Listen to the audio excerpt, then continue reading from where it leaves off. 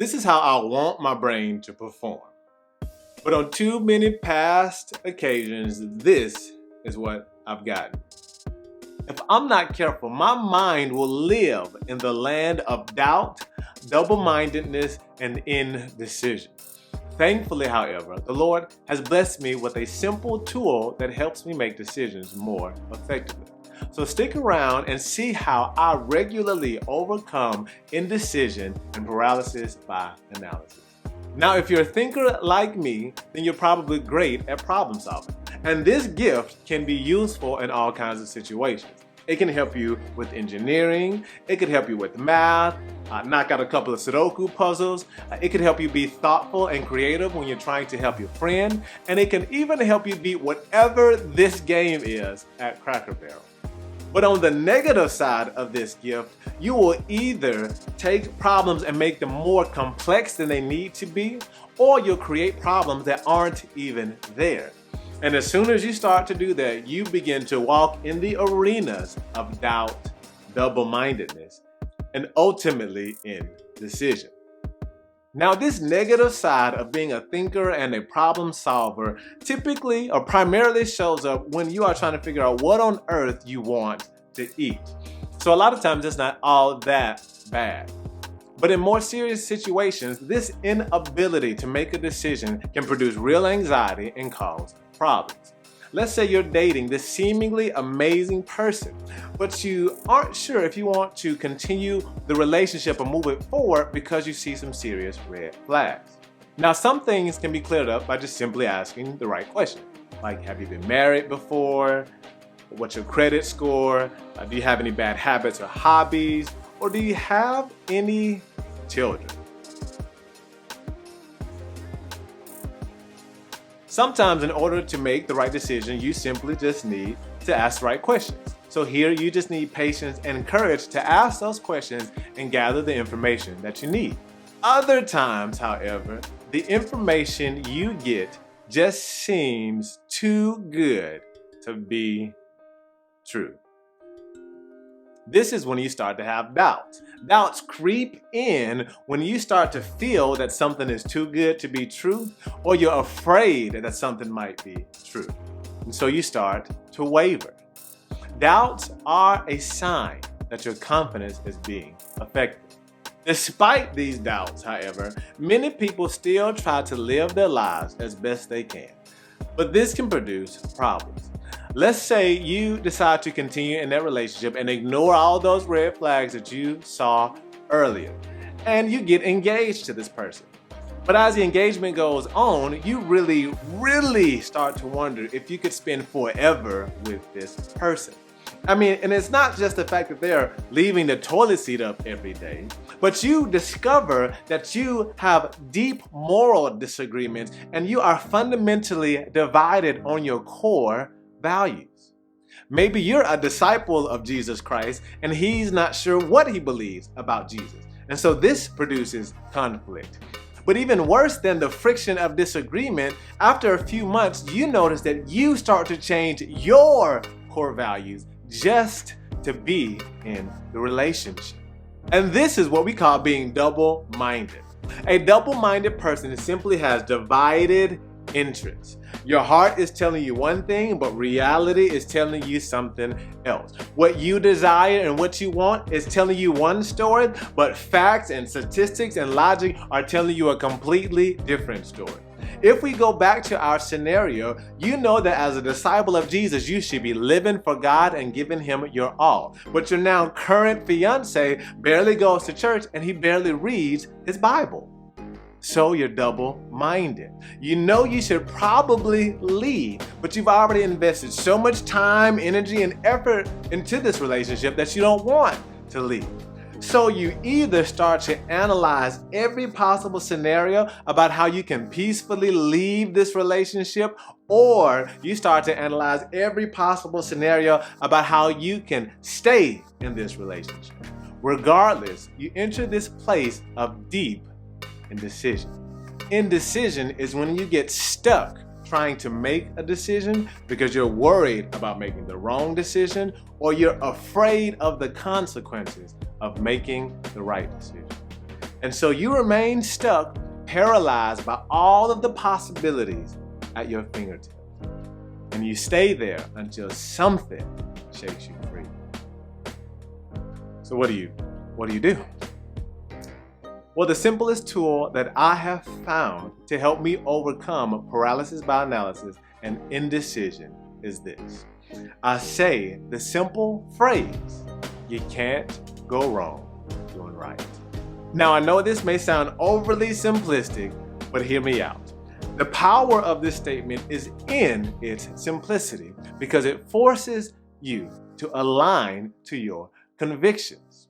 If you know the right thing to do in a situation, then you can't go wrong doing that right thing. If you do what's right, then you'll always end up in the right place. But having clarity on what decision we need to make only gets us 50% there. We need to have courage as well in order to make the right decision. And again, this is where this statement really helps us out. When you say the phrase, you can't go wrong doing right, it helps you clarify your convictions. If you are wavering about marrying your fiance and you say the statement, you can't go wrong doing right, it forces you to ask the question, well, what's the right thing to do? And here's where you get to clarify your convictions because you actually have to answer the questions that you ask yourself. Like, would it be right to marry someone who doesn't live for God when you know that that is your main mission in life? And the answer is no. But the statement helps you clarify your convictions, which in turn helps you make the right decision. When you have clarity about your convictions, that will give you confidence to make the right decision because now you'll be acting consistent with your convictions. Consistency inspires confidence because no one or most people don't want to be willingly inconsistent. If you know you ain't supposed to marry that dude because it would be inconsistent with your convictions and your core values, then I don't care if you are at the altar about to marry this dude. Run for your life because you can't go wrong doing right. Not only will you be happy that you made the right choice, but you'll also be happy that you were consistent with your convictions. If you know what the right thing to do is, then you can't go wrong doing that right thing. It's really that simple. And this works in any area of our lives. If you are married and you know that you should apologize to your spouse, well then you can't go wrong apologizing to your spouse. If you have children and you know that you need to have a hard conversation with your children, well you can't go wrong having a hard conversation with your children. If you're in business and you know that you might be about to make an unethical business decision and you and God are the only ones who know about this decision, it does not matter. You cannot go wrong running from all unethical and immoral choices in business. It doesn't matter if you're just trying to find a school after you've graduated from high school and you don't know what college to go to. It doesn't matter if you are dealing with friendship issues or church member issues, or even if you've got questions about God and about theology and you're not sure if you can trust God or you're not sure if you can trust His character or His nature. You can't go wrong seeking wisdom about who God is and praying that God reveal truth to you.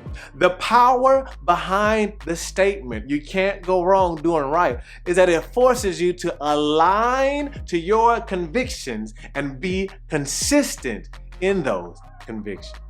Now, it may be that you don't trust your convictions in a particular circumstance, and Lord knows I get that. But here is where being a disciple of Jesus Christ has both blessings and challenges. We're blessed because we don't have the weight of trying to define right and wrong on our shoulders. That's God's responsibility. He's the one that defines right and wrong, and He is more than willing to help us out. We are blessed because God defines right and wrong, but our challenge is to choose right over wrong. And this is why the Bible says that the fear of the Lord is the beginning of wisdom. If you are a disciple of Jesus Christ, and you have pleasing and honoring God at the forefront of your mind, then you are at a great starting point. If there is something that Jesus does not agree with, then as his disciple, you don't agree with it. And if you remember our Understanding the Will of God video, the goal isn't always to find the exact divine meticulous details to every situation that we face. Many times we simply just need to define the boundaries of right and wrong and live in the right boundary. But even still, sometimes we just don't know what God's will is. And out of reverence and respect for God, sometimes we just need to fast and pray and seek godly counsel for weeks so that we can make the right decision. Because that's the right price to pay to make the right decision. And if you are considering becoming a disciple of Jesus, hopefully all of this will help you see that following Jesus means that we thoroughly involve him in all of our life and in our choices. Whether you're lacking clarity about a situation, something seems too good to be true, or you're afraid that something might be true, overthinking about a situation doesn't help anyone. Yes, we need the appropriate amount of information to make the right choice, but indecision and paralysis by analysis does not help anyone. No one can be fruitful when they're stuck in analysis and paralysis from this analysis.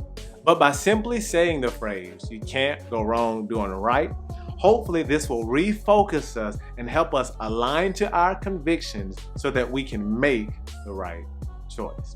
So when in doubt, just simply say the phrase, "you can't go wrong doing right." If you would like more practice in thinking this way and you want to continue to build the skill of decision making, then I've got a document I'd love to send you.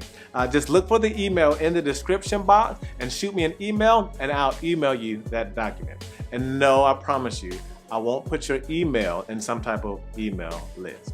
Thank you so much for watching. I really appreciate it. And remember, surrendering to Jesus isn't just a one-time big decision, but a lifetime of intentional choices. Thank you so much for watching.